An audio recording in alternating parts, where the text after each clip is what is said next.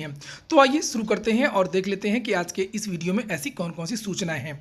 तो वीडियो को जल्दी से लाइक कर दें, शेयर कर दें और जिन छात्रों ने चैनल को अभी भी सब्सक्राइब ना किया हो तो जल्दी से सब्सक्राइब कर लें ताकि आप लोगों को भी इसी तरीके की ऑथेंटिक अपडेट्स सबसे पहले मिलती रहें। आगे बढ़ने से पहले एक और सूचना उन विद्यार्थियों के लिए जो यूपीटीटी की तैयारी कर रहे हैं। वे विद्यार्थी चक्षु प्रकाशन की ये संपूर्ण गाइड है, इसे आप लोग ले सकते हैं। इस पुस्तक में 3000 से ज़्यादा महत्वपूर्ण प्रश्न है और उनकी व्याख्या भी दी हुई है। और इसी पुस्तक में 2 सॉल्व पेपर भी हैं 2018 और 20 के।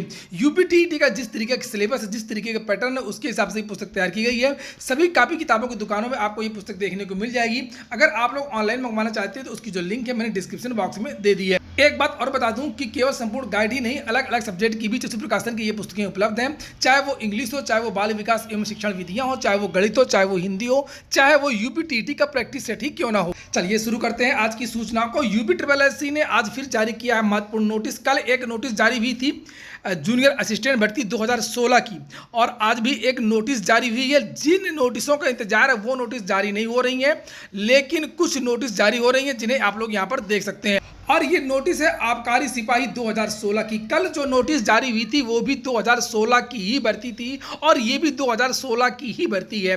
धीरे धीरे धीरे धीरे काम हो रहा है यूपीएससी का। और यहाँ पर लिखा कि यहाँ पर लिखा हुआ है आयोग विज्ञापन संख्या 2016 आबकारी सिपाही के अंतर्गत आबकारी आयुक्त उत्तर प्रदेश इलाहाबाद के नियंत्रणाधीन आबकारी सिपाही के कुल 405 पदों पर चयन हेतु संपन्न लिखित परीक्षा एवं शारीरिक मापदंड और शारीरिक परीक्षा के आधार पर चयन के अगले चरण में साक्षात्कार हेतु पाए गए अभ्यर्थियों का परिणाम 17 अगस्त को घोषित किया गया था। और लिखा कि तदनुक्रम के उक्त परिणाम से संबंधित अभ्यर्थियों को सूचित किया जाता है कि उनका साक्षात्कार 26 अक्टूबर से लेकर के 1 दिसंबर 2021 तक इन विद्यार्थियों का जो है इंटरव्यू होगा। चूँकि ये पुरानी भर्ती है और पुरानी सभी भर्तियों में जो है वो इंटरव्यू हुआ करता था, चाहे वो जूनियर असिस्टेंट की भर्ती हो, चाहे वो आबकारी सिपाही की भर्ती हो। उसी के बारे में यहाँ पर और सारी डिटेल्स लिखी हुई हैं, किस तरीके से आपको जो है प्रपत्र डाउनलोड करने हैं, कौन कौन से कागज़ लगने हैं, और भी यहाँ पर बहुत सारी जो जानकारियाँ हैं वो दी हुई हैं। तो अब इन विद्यार्थियों के जो साक्षात्कार हैं वो 26 अक्टूबर से हैं। और इसी तरीके से कल जो नोटिस जारी हुई थी जूनियर असिस्टेंट 2016 की, उसमें भी छूटे हुए विद्यार्थियों का जो साक्षात्कार होना है। और लोअर 2 के बारे में मैंने पहले ही बताया था और यूपीएससी पीटी के बारे में पहले ही बता दिया था कि इन दोनों जो लोअर 2 है वो फाइल फिर से रुक गई है, ठंडी बस्ती में चली गई है। और जो यूपीएससी का पीईटी का परिणाम है उसमें अभी थोड़ा सा और देरी होनी है। हालांकि समाचार पत्रों के माध्यम से, सोशल मीडिया के माध्यम से रोज ऐसी चर्चाएं हो रही हैं कि आज इसका जो रिजल्ट आ जाएगा वो कल इसका रिजल्ट आ जाएगा, लेकिन ना तो आज इसका रिजल्ट आ रहा है ना तो इसका कल रिजल्ट आ रहा है। यूपीएससी का पीईटी का जो परिणाम है वो संभावना है कि जब ये लोअर मेंस हो जाएगा 21 तारीख वाला, उसके बाद में ही यूपीएससी पीईटी का जो परिणाम है वो जारी हो सकता है।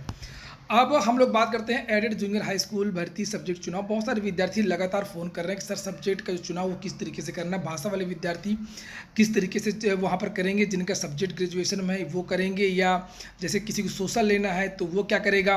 तो सीधी सी बात है कि जब आपने आवेदन किया होगा तो उसमें आवेदन भरते समय आपसे पूछा गया होगा कि आप लैंग्वेज से देना चाहते हैं या सोशल से देना चाहते हैं, तो या मैथ से देना चाहते हैं। तो उसी के क्रम में आपको जो है वहाँ पर भरना होगा। एग्जामिनेशन हॉल में एक ही ओएमआर मिलेगी, एक ही बुकलेट मिलेगी। जिस तरीके से उच्च वाला टीईटी होता है, एक ही बुकलेट में सोशल भी होता है और एक ही बुकलेट में जो है गणित भी होती है।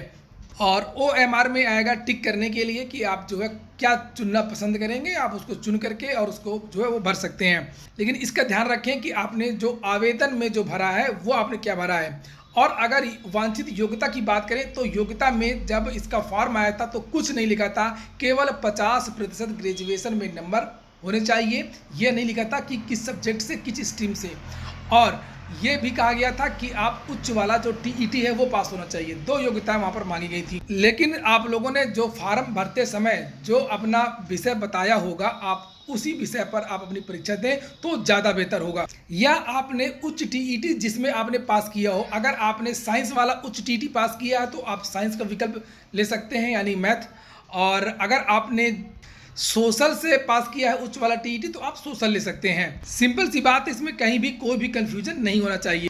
अगली सूचना है यूपीएससी पीईटी से हो सकती हैं पुरानी भर्तियां। असल में इस समय जो पुरानी भर्तियां हैं 4-4 साल पुरानी, 3-3 साल पुरानी, 5-5 साल पुरानी, वो लगातार निरस्त की जा रही हैं। बात केवल यूपी ट्रिपल एससी की नहीं है, बात ये लोक सेवा आयोग की भी है। लोक सेवा आयोग में भी नियमावली में बदलाव इत्यादि की वजह से, जैसे पॉलिटेक्निक लेक्चरर की जो भर्ती है उसको रद्द किया गया, दोबारा विज्ञापन निकाला गया। और अब चर्चा इस बात की भी है कि यूपी ट्रिपल एससी पीईटी की जो कुछ भर्तियां हैं उनकी विज्ञापन निरस्त किए जा सकते हैं और पीईटी के आधार पर विद्यार्थियों को बुलाया जा सकता है, खास तौर से उन भर्तियों में जिनमें आवेदन अगर ज़्यादा आए होंगे तो।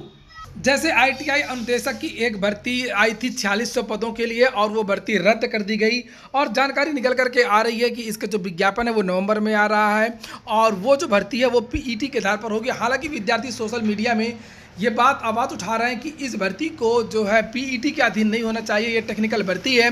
जिस तरीके से स्वास्थ्य विभाग की बहुत सारी जो भर्तियां हैं उनको पीईटी से बाहर कर दिया गया है, इसी तरीके से जो आईटीआई इंस्ट्रक्टर की भर्ती है उसको भी पीईटी के दायरे से बाहर होना चाहिए। लेकिन इसके बारे में जो सचिव हैं वोकेशनल शिक्षा के, उन्होंने स्पष्ट कर दिया है कि ये जो भर्ती है वो पीईटी के आधार पर ही होगी। 2 अक्टूबर को जो वोकेशनल शिक्षा यानी प्राविधिक शिक्षा के जो सचिव हैं आलोक कुमार, उन्होंने इस संबंध में एक ट्वीट भी किया था। लिखा, dear aspirant for ITI instructors position, we are trying to first hold written examination for position advertise in 2016 for rest.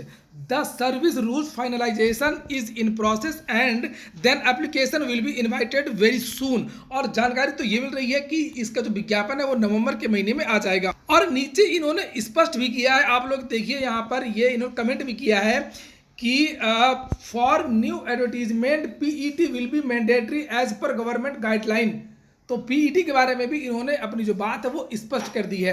इसी तरीके से चर्चाएं ये हैं कि कुछ और भी भर्तियां जिनकी परीक्षाएं नहीं हुई हैं, अगर उनमें विद्यार्थियों की संख्या ज़्यादा है तो वो उन भर्तियों को भी पीईटी के अंदर लाया जा सकता है और जो पुराने विज्ञापन है वो निरस्त किए जा सकते हैं, जिस तरीके से आईटीआई का जो विज्ञापन है वो पिछले दिनों निरस्त किया गया था। अगली सूचना है, भर्तियों के लिए होगा बड़ा प्रदर्शन। ऐलान ये किया है युवा मंच ने। युवा मंच का कहना है कि सरकार लगातार रोज घोषणाएं करती है लेकिन भर्तियों का विज्ञापन जारी नहीं होता है।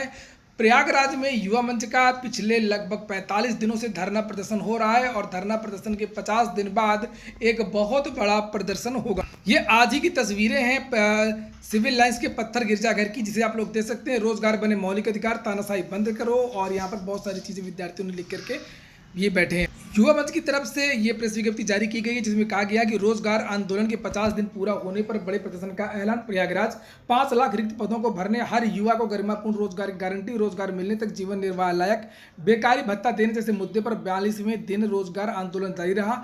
आज युवा मंच ने ऐलान किया कि अगर योगी सरकार तत्काल दीपावली के पहले सभी रिक्त पदों को विज्ञापित करने और चुनाव तक हर हाल में सभी भर्तियों को पूरा करने को लेकर के ठोस कदम नहीं उठाती है तो रोजगार आंदोलन के 50 दिन पूरे होने के मौके पर 20 अक्टूबर को युवाओं का बहुत बड़ा प्रदर्शन होगा।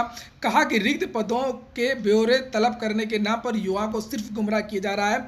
जो अभी हाल ही में शासनादेश जारी हुआ है उसकी ओर इशारा किया गया है। कहा कि रोजगार के फर्जी आंकड़ों का प्रोपेगेंडा बंद करें, अन्यथा भाजपा को इसका खामियाजा भुगतना पड़ेगा। तो ठीक है दोस्तों, ये हो गया आज का वीडियो। अगर आपको अच्छा लगा तो वीडियो को लाइक कर दें। जिन छात्रों ने चैनल को सब्सक्राइब ना किया सब्सक्राइब कर लें। पूरा वीडियो सुनने के लिए बहुत बहुत धन्यवाद।